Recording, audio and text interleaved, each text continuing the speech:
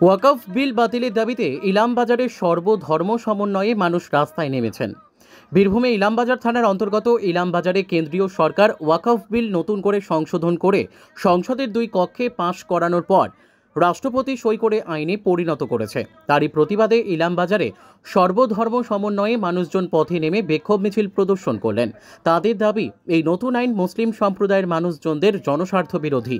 তাই অবিলম্বে বিজেপি পরিচালিত কেন্দ্রীয় সরকারকে এই বিল প্রত্যাহার করতে হবে, না হলে আগামী দিনে বৃহত্তর আন্দোলনে পথে নামবে মুসলিম সম্প্রদায়ের মানুষরা।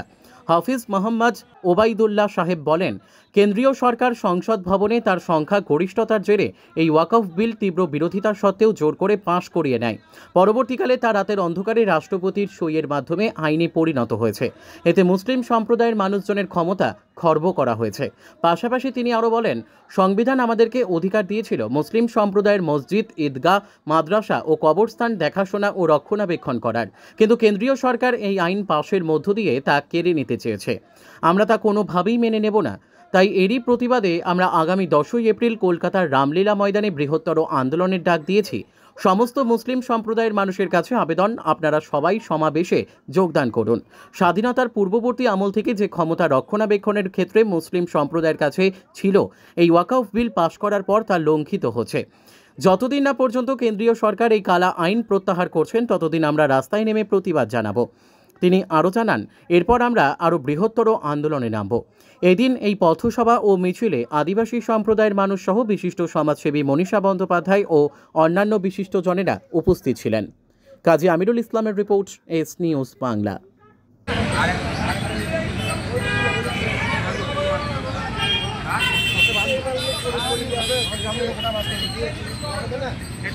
বলছি, আজকে আপনারা যে এখানে একটা সমাবেশ করলেন, এই সমাবেশের মূল উদ্দেশ্য কি?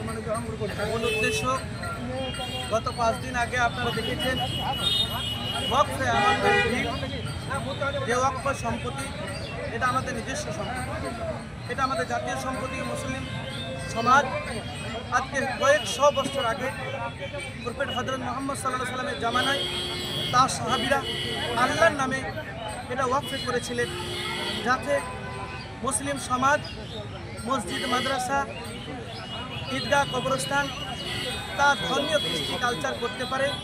সেই জন্য একটা ফান্ড তারা জমা করেছিলেন। সেই 1400 বছর ধরে ধারাবাহিকতার সঙ্গে আজও সেটা বিদ্যমান রয়েছে। ভারতের মাটিতে লক্ষ লক্ষ একর জমি মসজিদের নামে, মাদ্রাসার নামে, ঈদগাহর নামে, কবরস্থানের নামে ওয়াকফ করেছে। আজকে কেন্দ্রীয় সরকার, তারা নাকি আমাদের হিতাকাঙ্ক্ষী, তারা নাকি আমাদের দরদি হয়ে এটা সংশোধনের নামে তারা অগণতন্ত্র পদ্ধতিতে, অসাংবিধানিক পদ্ধতিতে তারা বিল এনেছে। এই বিলের তীব্র প্রতিবাদ করছি আমরা। তারই জন্য আজকে আমাদের এই পথসভা এবং র্যালি। আমরা চাই ভারতবর্ষের গণতন্ত্র মজবুত পরিকাঠামো জায়গায় দাঁড়িয়েছে। ভারতের আইনের প্রতি আমাদের শ্রদ্ধা আছে, ভারতের গণতন্ত্রের প্রতি আমাদের শ্রদ্ধা আছে। তাই আপনারা দেখতে পাচ্ছেন আমার ডান পাশে দিদি শ্রীমতী মনীষা বন্দ্যোপাধ্যায়, একদিকে আমাদের গোপাল মার্টি আছেন। আমরা হিন্দু, মুসলিম, শিখ, ইসাই, পাঞ্জাবি সকলে আমাদের এই কথায় তারা সাথ দিয়েছেন। ঠিক আছে, আমি বুঝতে পেরেছি। আমার একটা বাইক নিয়ে দেখা আছে। বলছি, আপনারা সংসদে দেখলাম বিভিন্ন এমপি এই বিলের তীব্র প্রতিবাদ করেছে। আপনারা যে পশ্চিমবাংলার আছেন, পশ্চিমবাংলার সরকারের পক্ষ থেকে আপনারা তো 99%, 95% সাপোর্ট করে থাকেন এই সরকারকে। এই সরকারের তরফ থেকে আপনারা সহযোগী কতটুকু পাচ্ছেন? এই সরকার আমাদের, তাদের এমপি প্রখ্যাত অ্যাডভোকেট কল্যাণ বন্দ্যোপাধ্যায়, তিনি তীব্র ভাষায় প্রতিবাদ করেছেন। মুর্শিদাবাদের এমপি আবু তাহের খান, তিনি তীব্র ভাষায় প্রতিবাদ করেছেন। রাজ্যসভার এমপি নাদিমুল হক, তিনিও তীব্র ভাষায় প্রতিবাদ করেছেন। অতএব আমাদের এই সরকারের প্রতি আস্থা আছে, তারাও আমাদের পাশে দাঁড়িয়ে তারা ভোট দিয়েছে। সেই জন্য সরকারও আমাদের সঙ্গে সামিল আছে। আচ্ছা, আর একটা আমার সোশ্যাল মিডিয়ায় একটা কথা শুনতে পাচ্ছি যে ইউপিতে 20 একর একটা মোরাদাবাদে একটা কবরস্থান, তার পরের দিনে গুড়িয়ে দেওয়া হয়েছে। তো আপনি পশ্চিমবাংলায় এরকম কোনো খবর শুনেছেন যেরকম কোনো নোটিশ পড়েছে? না, পশ্চিমবাংলায় এরকম কোনো আমরা শুনিনি। সোশ্যাল মিডিয়াতে আমরা একটা জিনিস শুনতে পাচ্ছি, সিউড়ি চানমারি মাঠে নাকি একটা নোটিশ পড়েছে, এটা আপনারা কতদূর খবর পেয়েছেন? আমাদের কাছে এখন সঠিক খবর নেই, আমরা খবরটা জেনে তারপর আমরা আচ্ছা, আর একটা খবর আমরা সোশ্যাল মিডিয়ার মাধ্যমে পাচ্ছি, সিউড়ি লোকসভার এমপি উনি ওই দিন বিলে সময় ছিলেন না, ওনাকে সিউড়ি কোনো সোশ্যাল মিডিয়াতে একটা কোশ্চেন করলে উনি শারীরিক অসুস্থতা মানে স্যালাইন দিয়ে নিয়ে শরীর খারাপ ছিল এরকম একটা জানিয়েছেন। তার 36 ঘন্টার পর উনি কিন্তু রামনবমী মিছিলে অংশগ্রহণ করছেন। কাল রাত 11টার সময় উনি একটা বার্থডে পার্টিতে প্রোগ্রাম ছিলেন। এতে আপনাদের কি মতামত, মানে আপনাদের কি দেবে? আপনারা তো বিভিন্ন আমরা মর্মাহত, আমরা শোকাহত, কিন্তু দল সরকার তাদের বিবৃতি যেটা ছিল প্রত্যেককে ভোট দিয়ে অংশগ্রহণ করার জন্য, এটাই আমরা দেখেছি। উনি শারীরিক অসুস্থতা বলেছেন, তবে আমরা এটা দেখা পেয়েছি এবং মুসলিম সমাজ যদি ভোট না দিত শতাব্দী রায় এমপি হতো না। সেই জন্য আগামী দিনে শতাব্দী রায়কে আমরা ভোট দিব কিনা সেটার জন্য আমাদেরকে ভাবতে হবে। আমরা এই সরকারের পক্ষে আছি, কিন্তু তার নীরবতা আমরা তীব্র নিন্দা করছি। আচ্ছা, আর আমরা দেখছি যে কেন্দ্র সরকার 20টা ঔষধের বিল দাম বাড়িয়ে দিয়েছে, তার জন্য জোর প্রতিবাদ ব্লকে এবং রাজ্য সরকার দারুণ প্রতিবাদ করছে।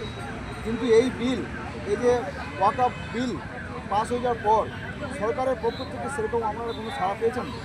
রাজপথ আপনারা যেরকম আজকে পথসভা করলেন, জামিয়াতে উলামায়ে হিন্দ ইলামবাজার ব্লক করলেন, আপনারা এরকম কি আপনারা পশ্চিমবাংলাতে কোনো সরকারি তরফ থেকে কিছু পেয়েছেন? আমাদের রাজ্য, আমরা খুব মজবুত জায়গায় দাঁড়িয়ে আছি। আমরা কারো দয়ায় বাস করি না, আর আমরা কারো দয়ায় এই সংগঠন করি না।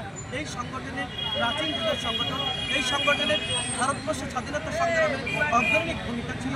ঐতিহাসিক গণ্ডা তারা ঐতিহাসিক গ্রন্থে লিখছে, এই জামিয়াত উলামায়ে হিন্দ যদি না থাকতো ভারতবর্ষ দেশ স্বাধীনতা 100 বছরের জন্য পিছিয়ে যেত।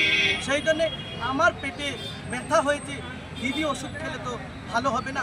সেই জন্য আমরা তাদের উপরে আশা আছে, আমরা আশাহত নয় যে দিদি তীব্র প্রতিবাদ করবেন, আমাদের সঙ্গে সামিল হবেন। আগামী 10ই এপ্রিল কলকাতার রামলীলার ময়দানে মৌলানা সিদ্দিকুল্লাহ চৌধুরীর নেতৃত্বে জামিয়াত উলামায়ে হিন্দ বিভিন্ন শাখা সংগঠন সকলে মিলে কাঁধে কাঁধ মিলিয়ে আমরা সেদিন রামলীলা ময়দানে আমরা সেদিন উপস্থিত হব। আপনারা সরকারের তো পক্ষেই থাকেন, সরকারকে আপনি আজকে কি বার্তা দেবেন, মানে 10 তারিখের জন্য আপনি কি বার্তা দিচ্ছেন? আমরা চাই তাদেরও জনগণ, কারণ 100-র মধ্যে শতকরা 98% সংখ্যালঘুরা ভোট দেয় তৃণমূল কংগ্রেসকে, রাজ্য সরকারকে। তাই আমরা চাই তারা সকলে মিলে আমাদের সঙ্গে কাঁধে কাঁধ মিলিয়ে তারাও এই প্রতিবাদে সামিল হবে।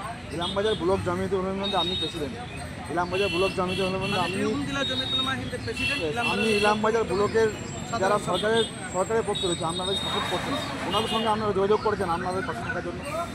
আমরা সকলকেই, এটা তো আমাদের পথসভা শুরুর নেতৃত্ব থেকে বলেছি, আগামী 10 এপ্রিলের জন্য সকলকে যাওয়ার জন্য আমরা অনুরোধ করছি।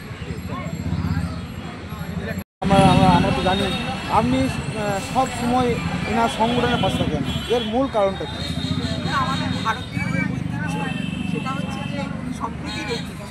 সেই ঐতিহ্যকে আমরা বহন করি বলেই সারা পৃথিবীতে আমরা খুব গর্বের সঙ্গে থাকি। আমি শান্তিনিকেতনে বাস করি। রবীন্দ্রনাথ এই ঐতিহ্যের একজন বিশেষ প্রবক্তা ছিলেন। আমরা তার কাছেই শিখেছি যে সবাই মিলে বৈচিত্র্যের মধ্যে ঐক্য।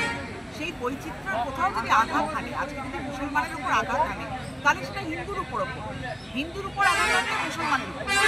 এই জায়গাতে আমাদের মনে হয়েছে বর্তমান সরকার যে সিদ্ধান্ত নিচ্ছে, একের পর এক মুসলমানদের উপর নানা রকম জুলুম করার চেষ্টা করছে। এটা কিন্তু ভারতবর্ষের যে মূল কথা, সেই মূলের উপর কিন্তু আঘাত আছে, ভারতের আত্মার উপর আঘাত আছে। এটা হিন্দু মুসলমানের ব্যাপার নয়। আমি যদি যথার্থ হিন্দু হই তাহলে মুসলমানের দুঃখ আমার লাগবে, তিনি যদি যথার্থ মুসলমান হন হিন্দুর দুঃখ তার মধ্যে লাগবে। আমরা ঈশ্বর আল্লাহ সব এক মনে করি। আমরা মহাত্মা গান্ধীকে দেখেছি, আমরা রবীন্দ্রনাথের কথা জানি, নজরুলের কথা জানি। এই আন্দোলনে আমি বিশ্বাস করি বাংলার মানুষ জাতি ধর্ম বর্ণ নির্বিশেষে এই আন্দোলনে সামিল হবে। আপনি 10 তারিখে মিটিংয়ে থাকছেন কলকাতায়? আমি চেষ্টা করবো অবশ্যই যাওয়ার। হত্যা করা হচ্ছে এবং বলা হচ্ছে মাওবাদী। কেন? না, ছত্তিশগড়ে যে বিরাট আদিবাসীদের যে জমি, জল জঙ্গল জমি, সেটাকে কেড়ে নেওয়ার জন্য এরা বহুদিন ধরে চেষ্টা করছে। যে কেউ আন্দোলন করছে তাকেই বলে দেওয়া হচ্ছে মাওবাদী। এমনকি মহিলাদের পর্যন্ত গুলি চালিয়ে এরা হত্যা করছে। আপনাদের নিশ্চয়ই স্মরণে আছে, যখন নন্দীগ্রাম আন্দোলন হয় তখন এই কথাটাই বলা হয়েছিল যে জল জঙ্গল জমির উপর যাদের অধিকার আছে সে অধিকার ছিনিয়ে নেওয়া যাবে না। আজকে সেই অধিকার ছিনিয়ে নেওয়ার জন্যই ওয়াকফ আইন নিয়ে তারা আবার নেমে পড়েছে। আপনারা সবাই প্রায় শুনেছেন কি অদ্ভুত একটা যুক্তি দেওয়া হলো। যিনি এই বিলটি পেশ করলেন তিনি বলছিলেন, সে কথাটা শুনে অদ্ভুত লেগেছে, কারণ এরম কথা কোনো গণতান্ত্রিক দেশে বলা যায় বলে আমি কখনো শুনিনি। তিনি বলছিলেন, এত সম্পত্তি আছে ওয়াকফে, তাহলে মুসলমানরা গরিব কেন? সঙ্গে সঙ্গে তো এই প্রশ্নটা তাকে একজনের করা উচিত ছিল যে আজকে হিন্দুদের যে দেবোত্তর সম্পত্তি গ্রামে গ্রামে শহরে শহরে বড় বড় জায়গায় আছে, পৃথিবীর সবচেয়ে ধনী মন্দির তিরুপতি বালাজির মন্দির, এত অর্থ যদি থাকে তাহলে আমাদের দেশের ৮০% হিন্দুর এরকম অবস্থা কেন? এ কথার কোনো উত্তর হয় না। তারা বলতে চাইছেন এই ওয়াকফের সম্পত্তি দিয়ে তারা নাকি মুসলমানদের কল্যাণ করবেন। মুসলমানদের কল্যাণ তারা কেমন করেন সেটা আমরা সবাই জানি। আজকে যদি বলে মুসলমানের কল্যাণ করছি আমরা, তাহলে সবাই হাসবে। এর যে হাস্যকর আর কিছু হতে পারে না। মুসলমানের কল্যাণ করছেন তারা কিভাবে? আজকে দেখা যাচ্ছে ঈদের সময় মুসলমানরা তারা নিজের বাড়ির ছাদেও তারা নামাজ পড়তে পারবে না, আর তাদের জমি নিয়ে তারা নাকি তাদের কল্যাণ করবেন। আজকে রাস্তায় যদি তারা চলে, তারা যদি কোথাও নামাজ পড়ে, তাহলে তাদের পাসপোর্ট শুদ্ধ নাকি বাতিল হয়ে যাবে। দেশের কোন আইনে পাসপোর্ট এতে বাতিল হতে পারে জানা নেই, কিন্তু প্রকাশ্যে তারা এই সমস্ত হুমকিগুলো দিয়ে যান। মুসলমান ছেলেরা তারা কাজ করতে আমার রাজ্য থেকে অন্য রাজ্যে যাচ্ছে, সেখানে তাদের মুখে বাংলা শুনলেই তাদেরকে মেরে ফেলার হুমকি দেওয়া হচ্ছে, মেরেও ফেলা হচ্ছে। এটা নাকি মুসলমানদের কল্যাণ হচ্ছে। মুসলমান মেয়েরা তারা হিজাব পড়ুক, বোরখা পড়ুক, তারা স্কুলে গেলে সেখানে তাদেরকে নিষেধ করা হচ্ছে। এটা নাকি মুসলমানদের কল্যাণ হচ্ছে। মুসলমানরা ট্রেনে যেতে যেতে খাবারের বাক্স খুললে সেখানে তারা যা খুশি খান, সঙ্গে সঙ্গে তাদের উপর আক্রমণ, এটা নাকি মুসলমানদের কল্যাণ হচ্ছে। এই এত যে অন্যায়, একটা দোলের দিন, যেটা আমাদের একটা খুব প্রীতির একটা অনুষ্ঠান, আমরা শান্তিনিকেতনে বসন্ত উৎসব করি, সারা ভারতবর্ষে দোল উৎসব হয়, সেই সময় মসজিদগুলোকে ঢেকে দেওয়া হলো। এটা কোন ধরনের মুসলমানের কল্যাণ হচ্ছে? অতএব এনারা মুসলমানের কল্যাণের জন্য ওয়াকফের দিকে হাত দিচ্ছেন, এটা আমরা বিশ্বাস করি না। আমরা স্পষ্টত জানি ওয়াকফ মানে হচ্ছে প্রচুর প্রচুর জমি। সেই জমিগুলো দরকার। কেন দরকার? আপনারা নিশ্চয়ই একটা খবর শুনছেন যে আমাদের দেশের অন্যতম ধনী ব্যক্তি আম্বানি, তিনি যে বাড়িটা করেছেন আন্তিরা বলে, তার নাকি একটা 23 তলা না কত তলা বাড়ি আছে, সে বাড়ির নাকি মাথার উপর হেলিকপ্টার নামে। এখন শোনা যাচ্ছে সেটা ওয়াকফের জমির উপর তিনি করেছেন। ওয়াকফের জমির উপর তিনি প্রাসাদ হাতিয়েছেন। কালকে যদি প্রশ্ন ওঠে, আমার আফটার অল এরাই তো আমাদের দেশের শাসক দলের প্রধান হাত, আজকে আমেরিকা আমাদের মাথার উপর এতগুলো বড় একটা কর বসিয়ে দিল। আপনারা খেয়াল করে দেখবেন সারা দুনিয়ায় প্রাচীন ইতিহাস যদি দেখেন,